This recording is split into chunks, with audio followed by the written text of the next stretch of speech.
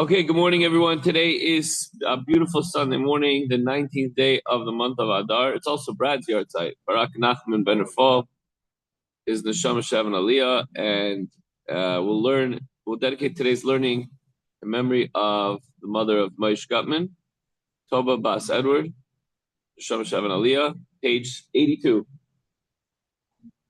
Got the wrong one. Do you have the app? Check the app. Okay. Or you could borrow Moshe's Chayenu. Yeah, go grab it. Page 82 in your Chayenu. Okay. We're still, it's downstairs. Forget it. We still have the question of why does a Beinoni have to struggle his entire life? The Alter Rebbe, in answering the question, is going on a whole journey and the discussion.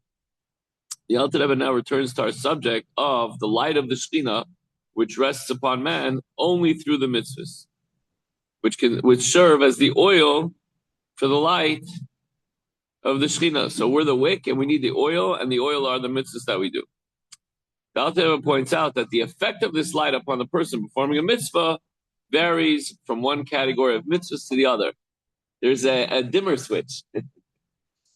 You can either have it really beautiful and bright based on a certain mitzvah, and then maybe it doesn't mean or maybe it's a different color light, or it's a different shade. When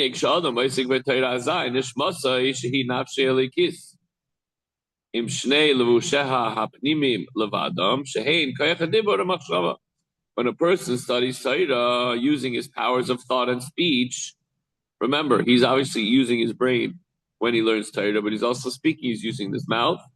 Then his neshama, his divine soul, with its two inner garments, only vis-a the faculties of thought and speech. And thought is obviously an external garment, quote unquote, as it's connected to the soul itself.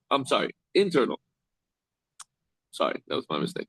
Thought is an internal garment because it goes on within the body. No one, unless you express what you're thinking, no one knows what you're thinking. It's inside of you, and you can only share so much. Your thoughts are raging all the time, and you share a little bit. Okay, this is why thought functions ceaselessly. Your person's constantly thinking. It's closely bound to the soul, and the soul's presence is constant. That makes sense, right? So why are we always thinking? Because your thoughts are connected to your neshama, and your neshama is always working. So your thoughts are always working. Speech too is internal when compared with action. So it's not as internal as thought, but it's also internal, which acts upon objects outside the soul. Okay, so we're kind of in the middle of a sentence here, just explaining how his neshama, his divine soul, with its two inner garments, the faculties of thought and speech, are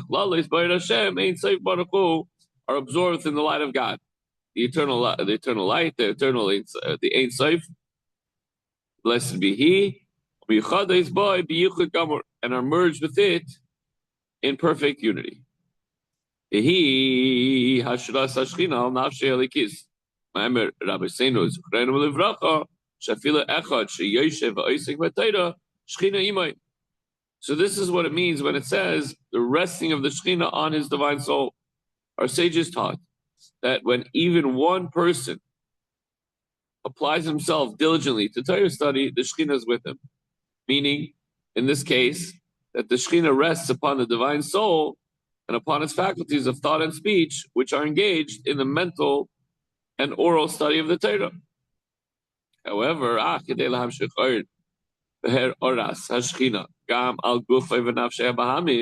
order to draw the light down, which light? The light of the Shekhinah, down upon his body and his animal soul as well.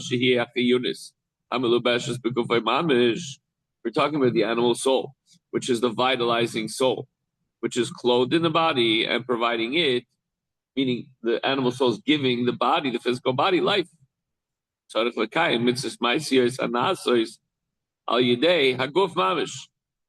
not enough to just learn in your brain. You have to fulfill a practical mitzvah, meaning a commandment which involves action, which are performed by the body itself, which we just did, right? With our talis and our tefillin. That's by way of example. Shos koyach haguf mamish shabasiya zu nichlal ba'ir Hashem u'ritzayna yom ba'y b'yichud gamur. And in this way, the actual power of the body engaged in this act, meaning, for example, when he dons tefillin, it's the physical strength in his arm that impels the motion that constitutes the fulfillment of this mitzvah. And therefore, this bodily power is absorbed in the divine light and will and merges with Hashem's will in perfect unity. Interesting, huh? This power of the body constitutes the third garment. What are the garments? Thought, speech, and action.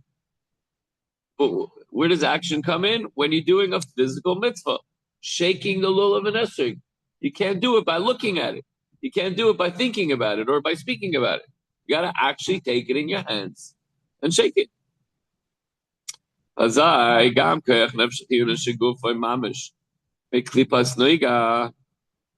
the faculty of action is absorbed within the divine will of Hashem, and in addition, the power of the vitalizing soul actually clothed within the body, the power of that soul derives from klipas noiga. And then what happens to it? This hapech meira l'toiv. It's transformed from evil, the other side, to good. V'nichol mamish b'kedusha k'nefesh v'elikis mamish, and is actually absorbed into the holiness exactly like the divine soul. Beautiful. Ve'achar shehu v'apoyel v'oisem ma'aseh mitzvah. For it is the power of the animal soul that implements and performs the act that constitutes the mitzvah. What's the physical body is being vitalized by the animal soul. It's not what you would think is the godly soul.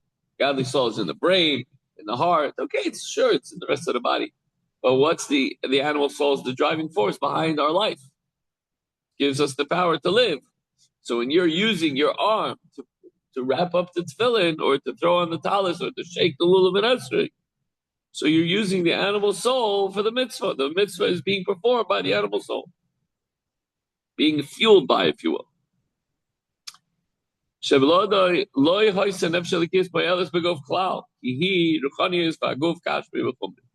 Without this power of the animal soul, the divine soul would not affect the body at all.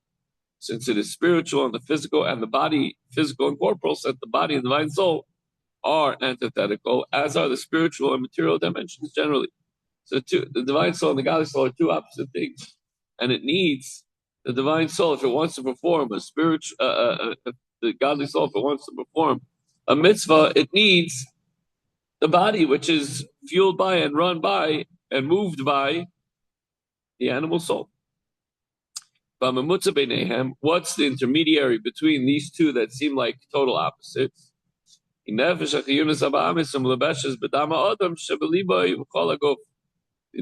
between them is the vitalizing. I'm sorry.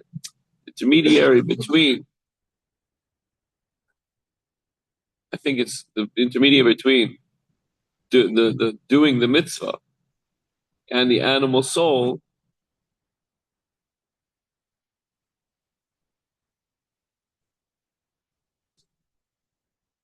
Let me back up a second.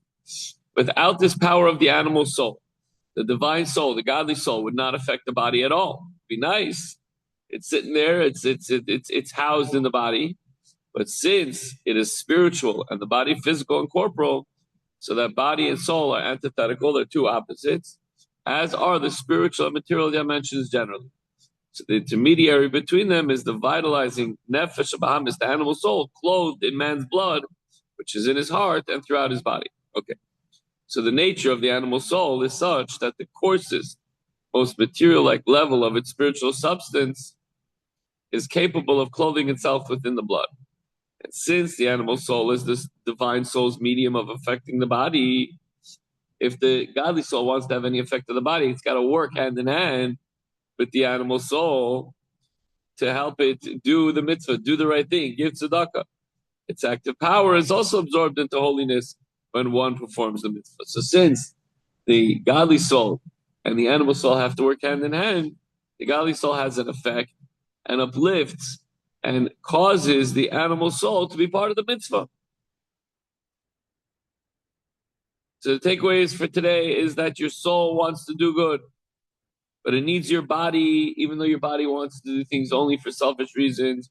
The godly soul needs the body to help perform the mitzvahs. And when you're fulfilling an action-based mitzvah, you're drawing down godliness into your physical, materialistic life. So, of course, all the spiritual meditations and intentions are important, but Hamaisehu Ha'ikir, we got to do the physical mitzvahs with our physical body, and that brings more godliness into our life. Have a wonderful day, Chavra, and we'll see you tomorrow.